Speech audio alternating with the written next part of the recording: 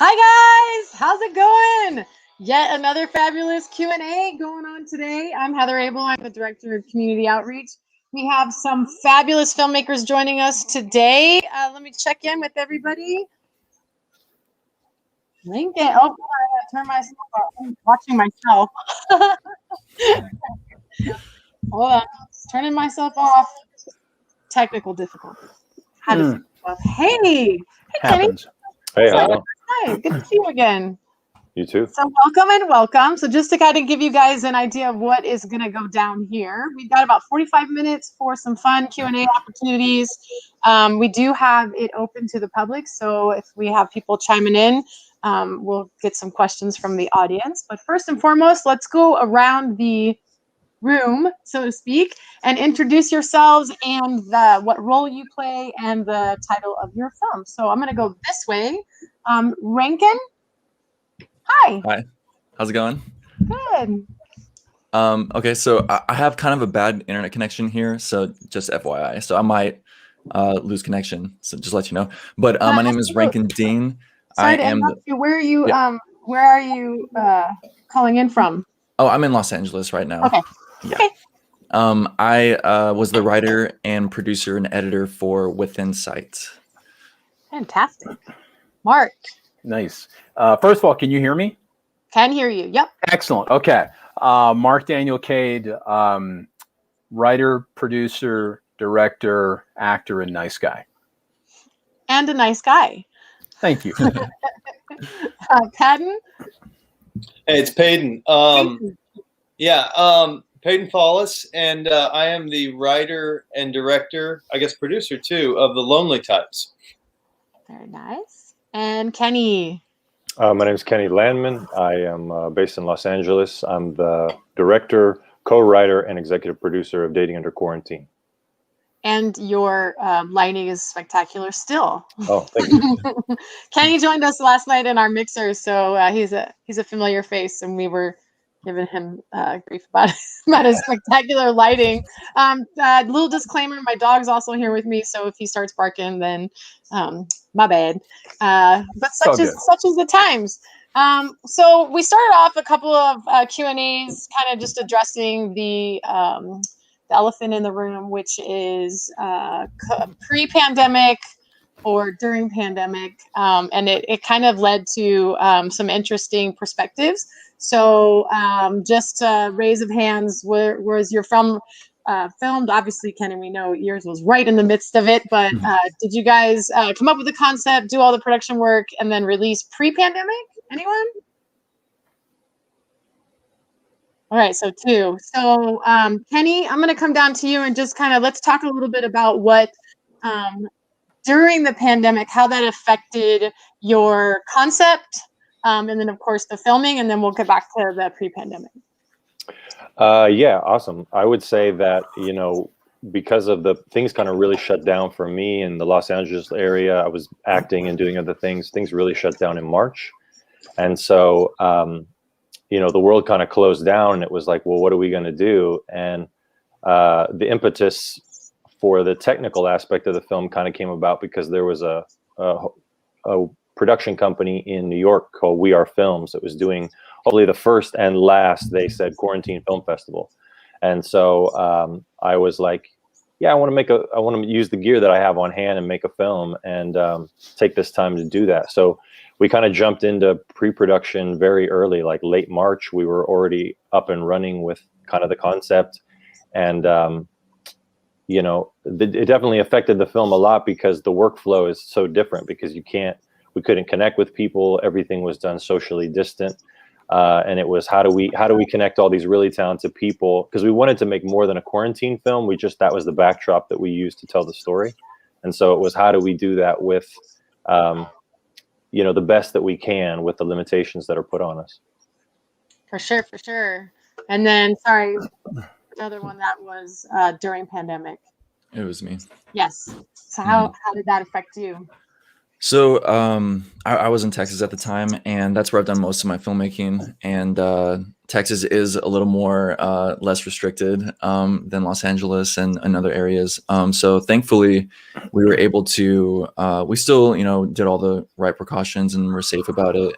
But what changed for our film was we had to adapt it to where it was more outside scenes, just to be safer, and to focus around two main characters, just to keep it the number of people on set down.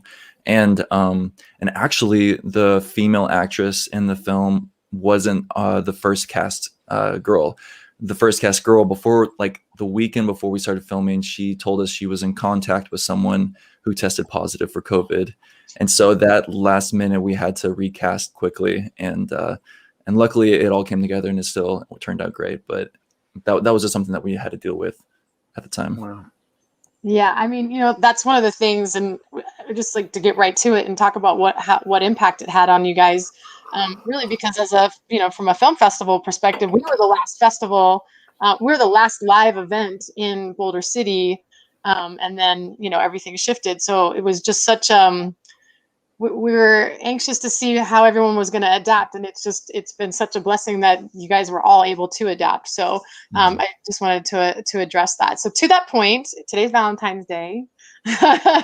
So let's talk about the topics of y'all's films. And I do want to hear a little bit about the inspiration, if it's a story that's personal to you, how it came about. So let's start with Mark. Okay, so I would describe Nice Guy as a film about a single guy who doesn't want to be single anymore. And this particular guy seems to approach life and the challenges of life in a very logical, methodical manner, mostly like a math equation. So his problem is he's trying to approach dating as if it's a mathematical equation, and it doesn't work out so well. I think one of his failings is that he's so obsessed with trying to provide to the women he's dating what they want that he misses the whole point. The film takes place in Los Angeles. There's a lot of crazy dating situations that happen, and on a personal note, all of the dates that happened in the film were loosely based on actual real life experiences that I had in the dating scene in LA. And if it's about the dating scene in LA, it has to be a comedy. It has to be, right? So yeah, it's like dating in Vegas for sure. Yeah. Absolutely. So are you a nice guy?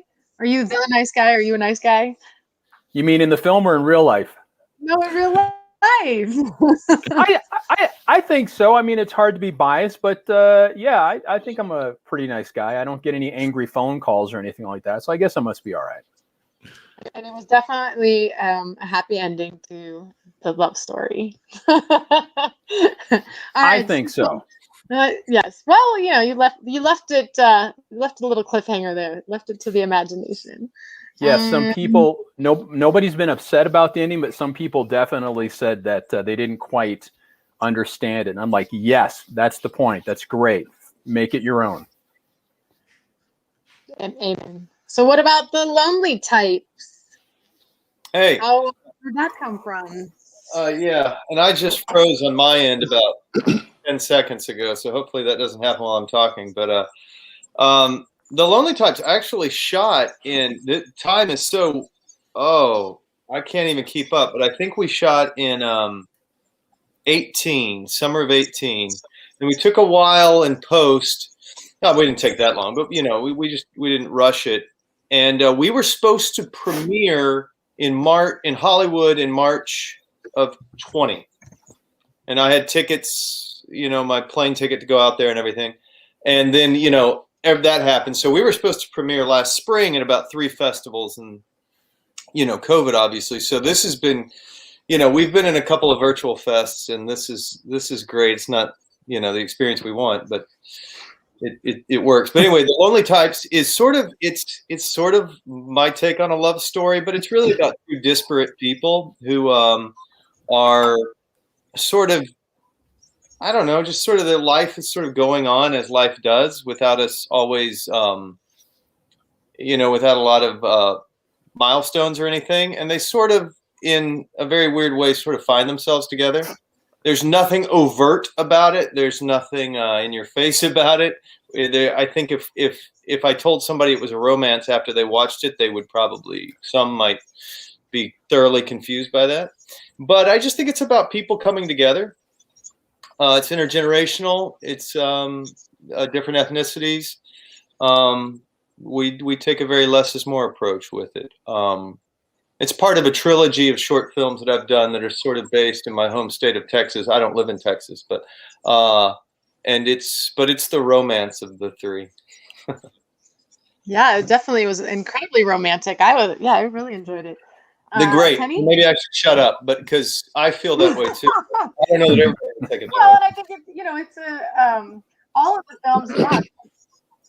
Well, all the films in this block have a really interesting take on romance and human connection. Not Yeah. that I don't like to dwell on the pandemic, but it really it throws up a different filter on how you perceive stories and through your own experiences. And so it was the very human nature and how all these different ways to show romance. And there's a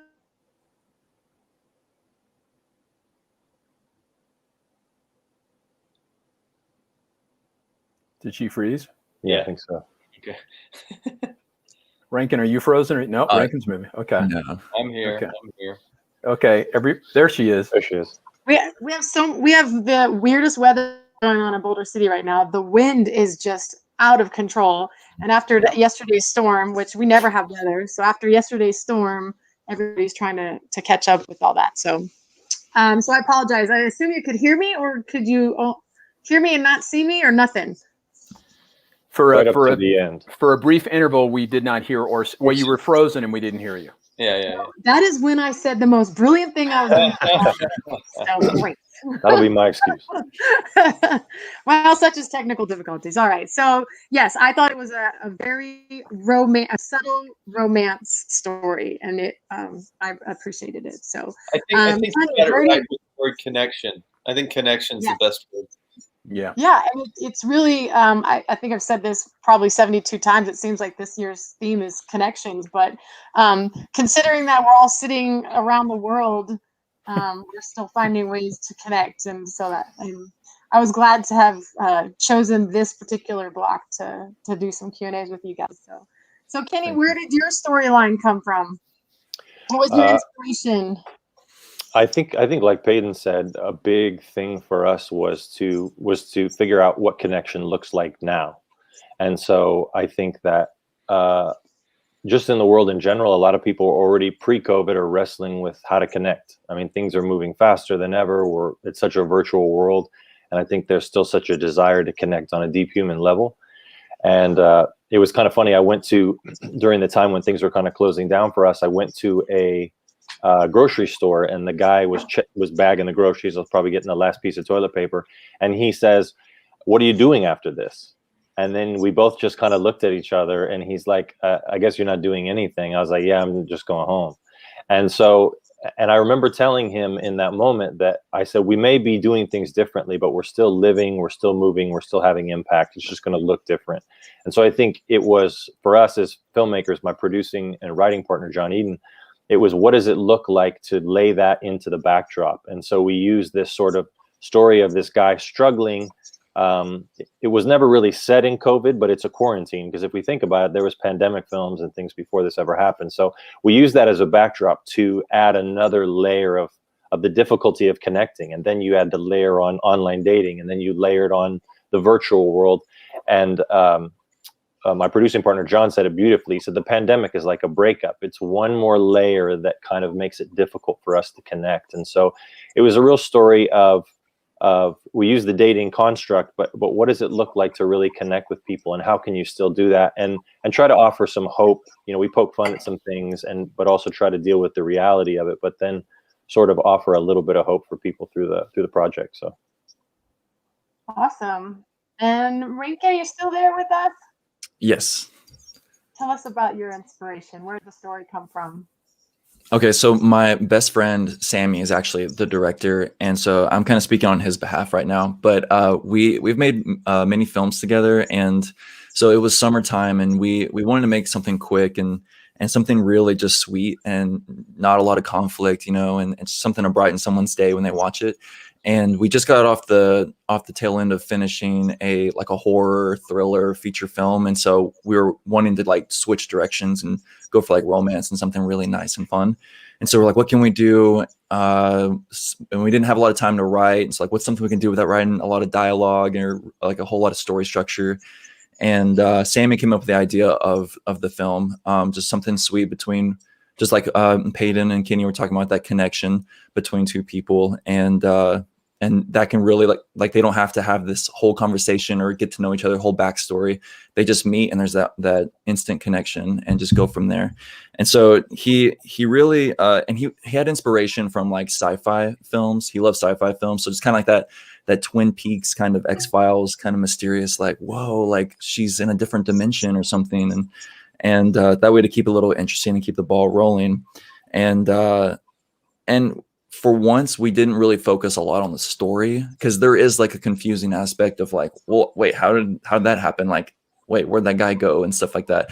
Like, we didn't want the audience to be more concerned about that. We wanted them to be more concerned about the relationship and the couple and the film. And he said the feeling of the film was the goal. Like, he wanted the audience to feel in the film instead of really being like understanding the story.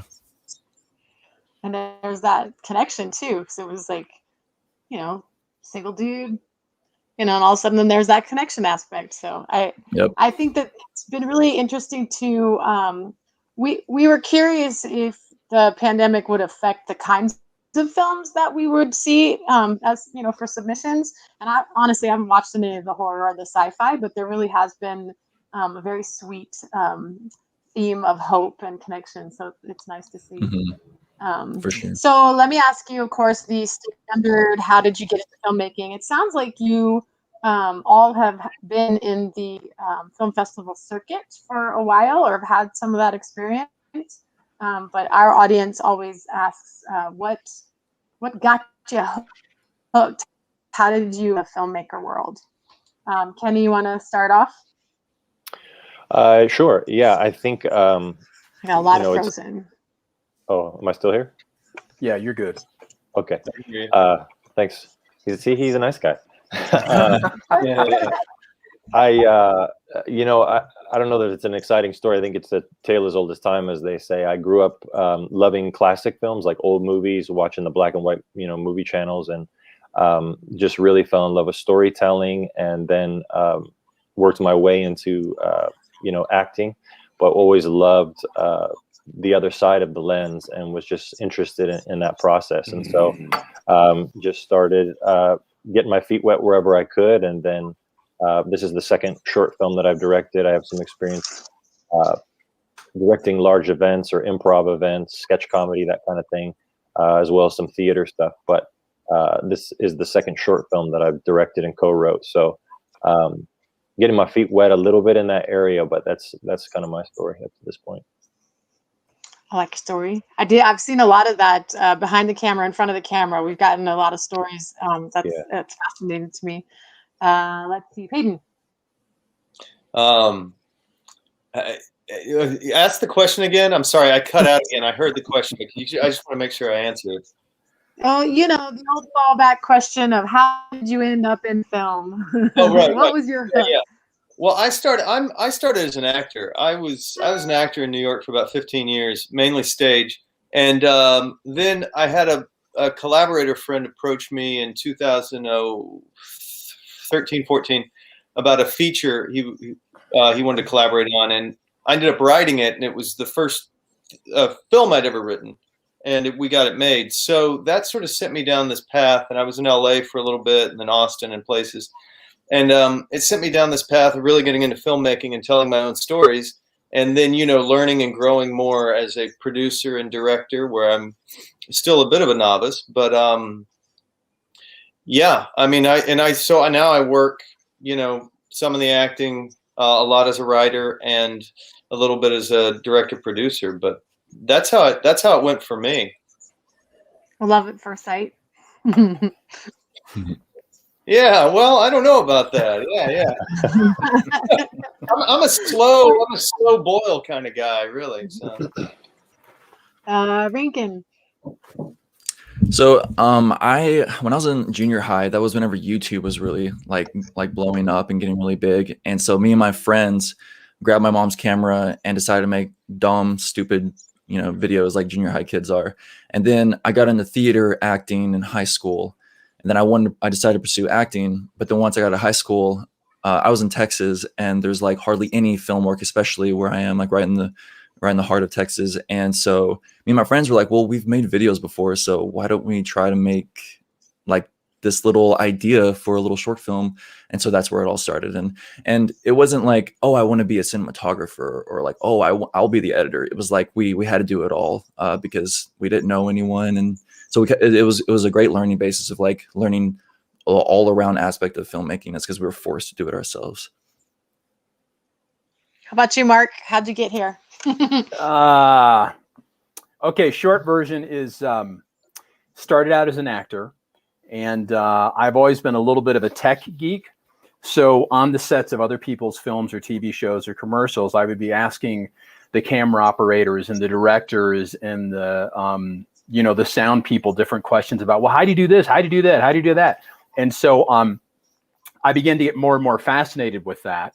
And after a while, I noticed that the industry was taking a certain shift in terms of like the most common point of view on, say, dramatic TV shows and things like that. And so I didn't quite jibe with that. And so I decided that I wanted to start producing my own stuff so that I could tell the stories that I most wanted to tell, rather than telling somebody else's story that maybe I don't want to tell so much anyway. So it was a combination of the whole, I'm fascinated by tech geek stuff, and I wanted to talk from a particular viewpoint. If that makes sense. Uh-oh, Heather, are you there? Well, Heather froze. Oh, no. I figured either she froze or I'm boring her. I couldn't tell. Mark, maybe you should take over the MC role and ask some questions. I don't know. I don't know. Well, let's see. Who hasn't talked about why? Kenny, you haven't talked about why you got into it, right? Yeah, I shared about it. He started. So we all covered it. Yeah. Different topic. What unless you don't want to share, what sort of was the impetus behind that you said, that shift of telling those stories? Like, what were some of the types of stories that you wanted to tell?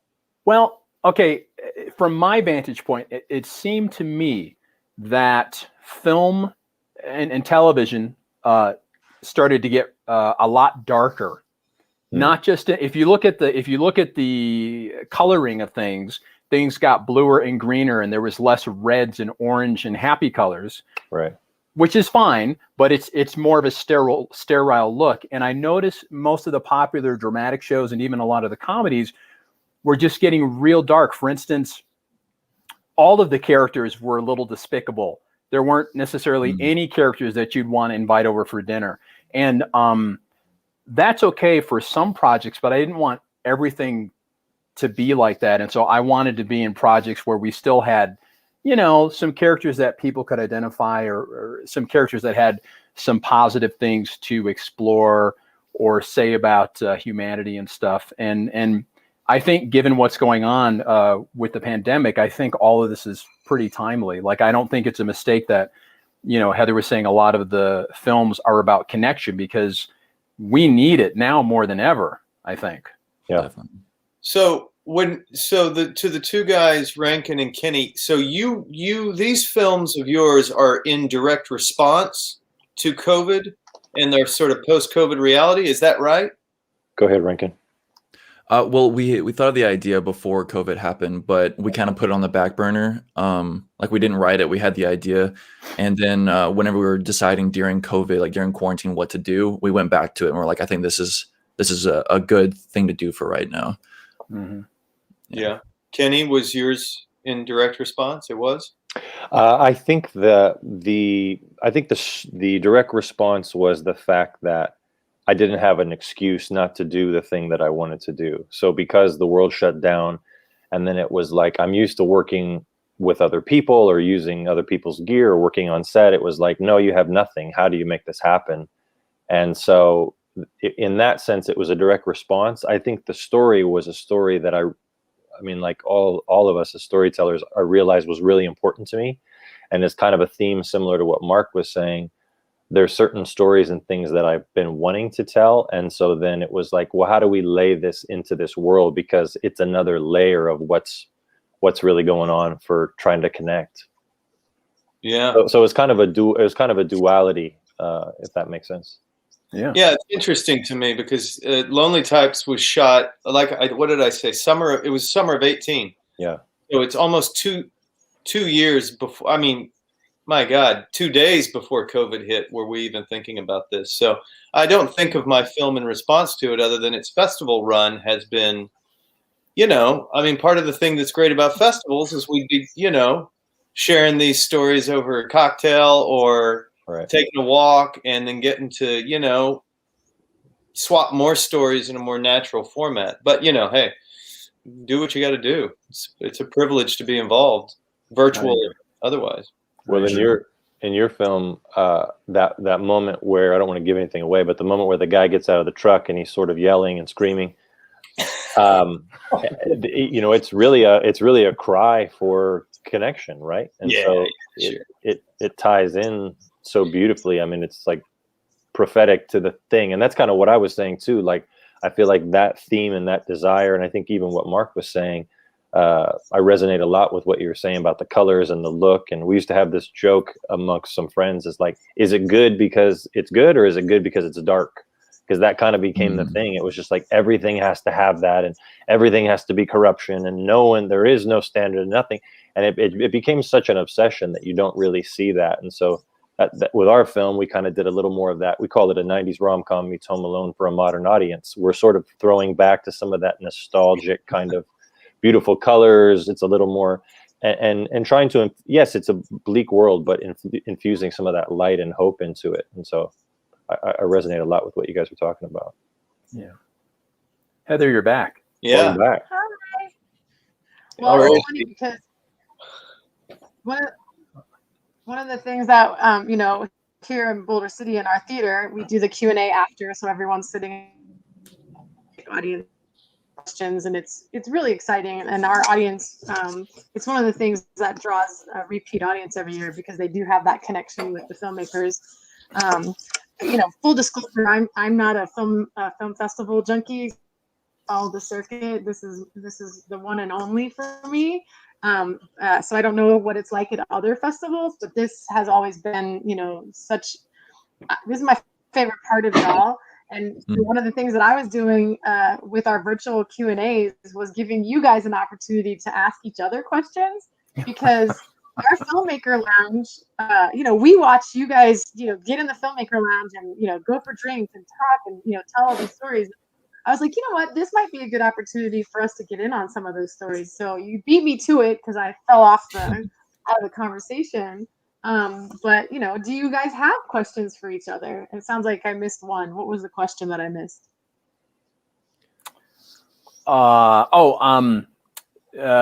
Somebody had asked me what I meant when I was talking about the industry had gone a certain way that didn't exactly resonate with me. So I wanted to do slightly different kinds of work to vary things up a little bit.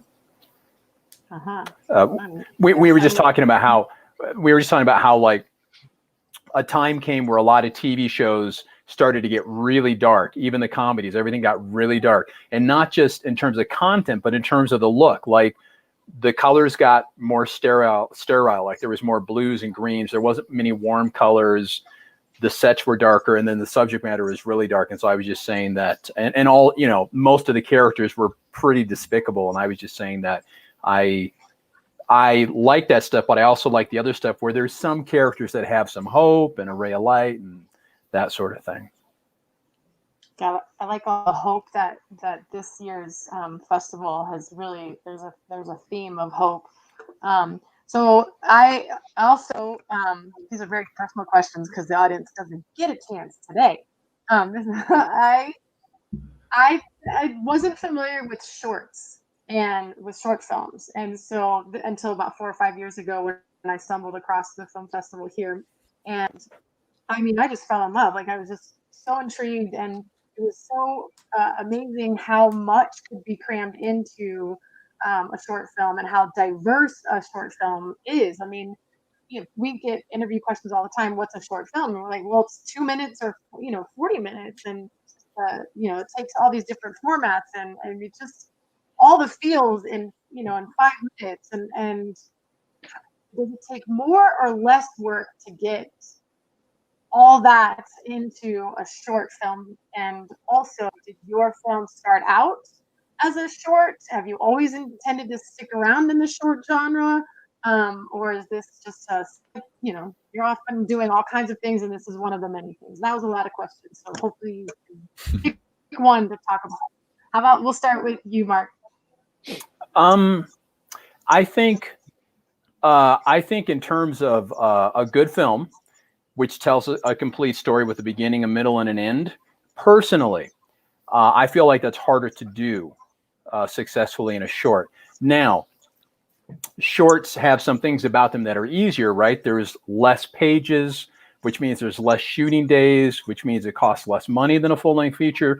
But I think in terms of making a complete film, I think short is a real challenge. And with Nice Guy, it did not start with the full-length version. Actually, the short may generate the income to make a full-length version of the film in the next year or two. But it started out with the idea of I'm going to make a short film about this guy. Nice. Kenny? I think it probably depends on the impetus of what you want to use the short film for. So I think if you're trying to maybe illustrate a certain point, or like Mark was saying in his case, try to tell the full story.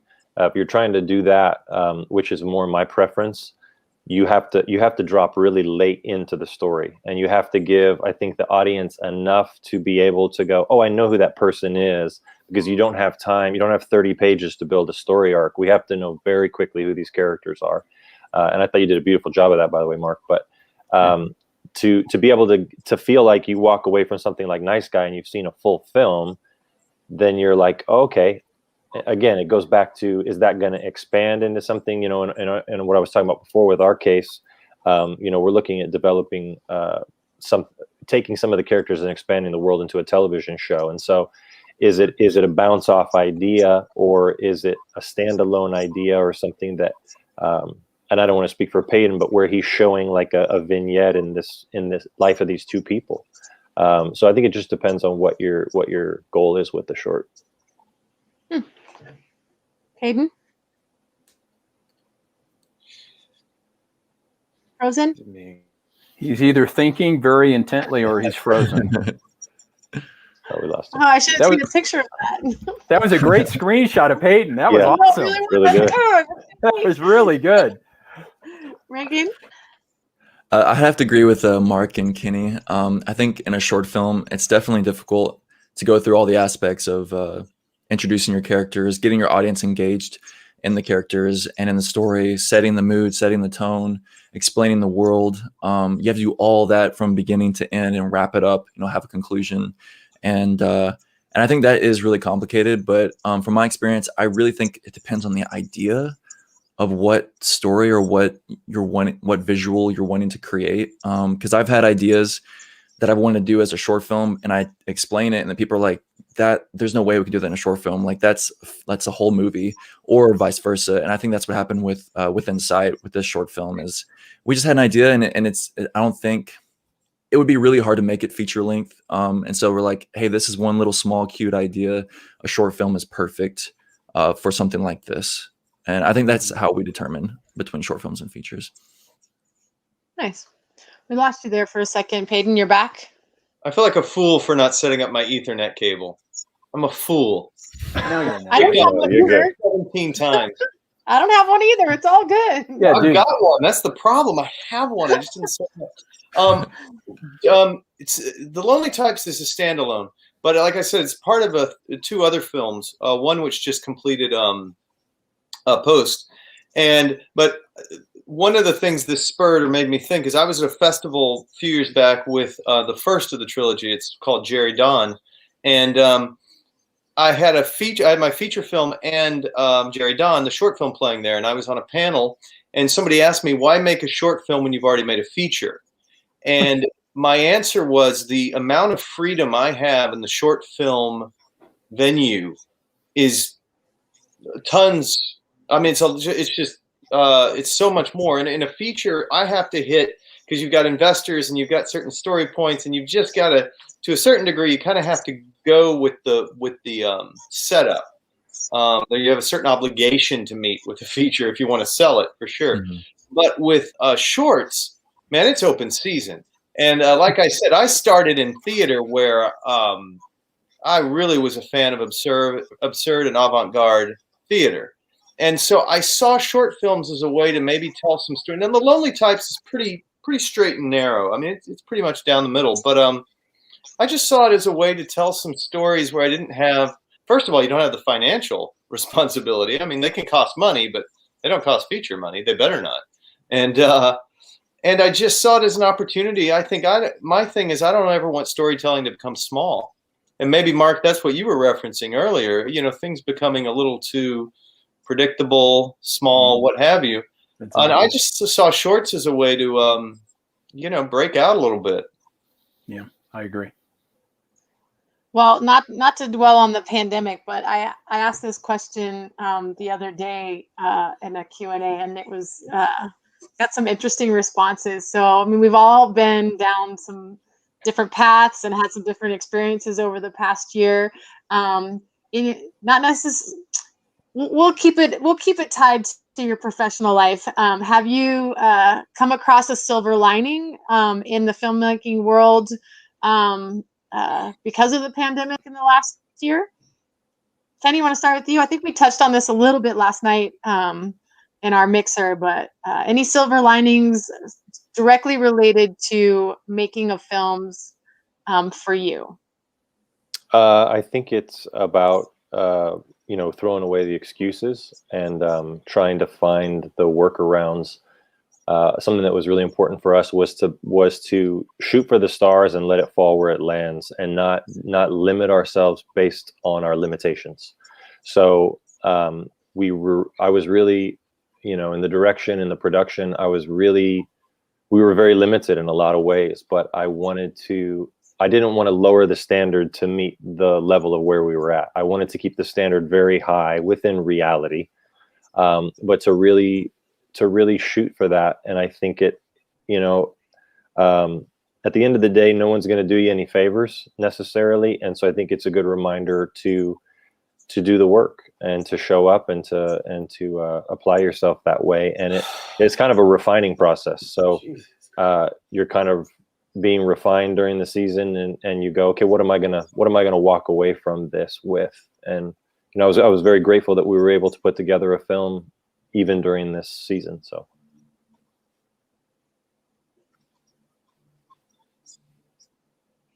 yeah, for sure. Great insight. Mark, how about you? Silver lining? Yeah. One is sort of piggybacking on what Kenny was saying. The difficulty that being in a pandemic has caused people, really galvanized people to go out there and do it, even though it was going to be much more difficult to do. It's kind of like working out. Working out is basically you give your muscles a challenge and they rise to the challenge. Excuse me. I think that's what happened during the pandemic. Initially everything stopped. And then people, like Kenny and Peyton were like, you know what, we're not going to let this pandemic stop us from making our film. It's going to be harder work, but we're going to do it. So I think that's one silver lining. And the other one is I saw the problems and the anxiety and the stress and, for lack of a better word, the suffering actually bring people together to work together against this common problem, which was the global pandemic. So don't get me wrong, it's terrible that it happened, but I definitely saw a lot more bonding within the filmmaking community as a direct result of the situation. No, it's fabulous. I agree with you. We do only have about 5 more minutes. I don't want to rush your answer, but just letting you guys know. So Peyton, silver lining for you? Yeah, it's pretty quick. It's just appreciation, appreciating every time you can be working on set. I've been fortunate over the past 3 or 4 months to get back on set as an actor. And, it's just a privilege to be there in whatever role. So, yeah, you really appreciate when you can work. Yeah, that's it. Yeah. Oh, I love that. Rankin?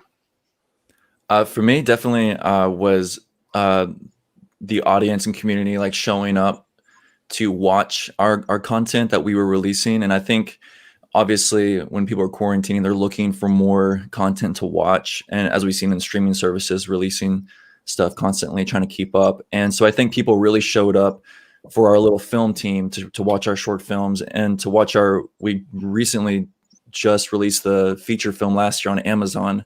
And, we were a little discouraged. We're like, who's going to watch our little dinky film out of all the films out there? No one's going to have time. But because of quarantine, it gave people an opportunity to watch our film, and people really showed up. And like Mark was saying, that bonding, I think people were looking for opportunities to do something good and to do something, to make people feel better and feel good in the current situation. And so we're just super grateful for that. And God really just blessed us with that in that aspect. Yeah, I mean, we feel the same way. We were very curious to see how many submissions we would get, and we had a record year of submissions. And the ability to connect with the audience and the filmmakers. As you guys know, filmmakers are near and dear to our hearts at the festival. So our silver lining was that you guys all showed up, and that we were still able to connect with you. It's amazing. And technical difficulties aside, we have this reach, this international reach, and we love for you guys all to come to Boulder City, obviously, so we can visit with you in person. But the fact that we shifted this year, we've had folks calling in from the UK. We've had, sadly, we're going to have some international folks today, but they didn't make it. But our silver lining, just every day we get up in the festival morning and we're like, there's another silver lining. So, all right, 2 minutes, rapid fire. What's next? Mark. I finished another short film during the pandemic. But what I'm most excited about is I'm working on a full-length feature that's going to be, I think it's going to be a pretty good film. And all I can tell you is that it's about a musician and the challenges he's dealing with in his life. Exciting. Kenny, next. I kind of mentioned it earlier. My producer and writing partner, John Eden, we're working on a television show, kind of expanding some of the characters and just looking at the future of what that might be. Awesome. Peyton. I'm working in front of the camera, but behind the camera, it's. Oh no! Oh, so close. We'll come back. Rankin. So we're going to continue our festival run. This is actually our first film festival for this short film, so that's pretty exciting. Super grateful for you guys. And then in the summer, we're going to try to knock out another feature film in Texas. That's kind of like a Western kind of No Country for Old Men kind of vibe. Nice. Very cool. Well, it has been an absolute pleasure to spend the last 45 minutes with you guys. thank you, Heather. Maybe Peyton will come back on here in a hot second. Do tune in for our award ceremony tonight. We're live streaming that out of our hotel. And I know Kenny, I think Mark and Kenny, I've seen you guys pretty busy on the Discord. So make sure that you're taking advantage. I'll see if I can track down Peyton and get what's next from him. So keep shining. We are so blessed to have you guys. We look forward to having you next year and meeting in person. So be safe. For sure. Thank you, Heather. Thank you so much for much. everything. For all your hard work. All right. And you guys.